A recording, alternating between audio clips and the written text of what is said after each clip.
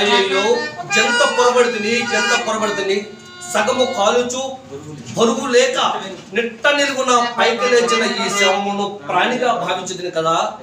అయ్యయ్యో ఈ కళేబరం చూస్తుంది ఎంత జాలిని గొలుపుతుంది మాయా మేలు జగంబుడిక్కమని సంభావించి భోగంబుట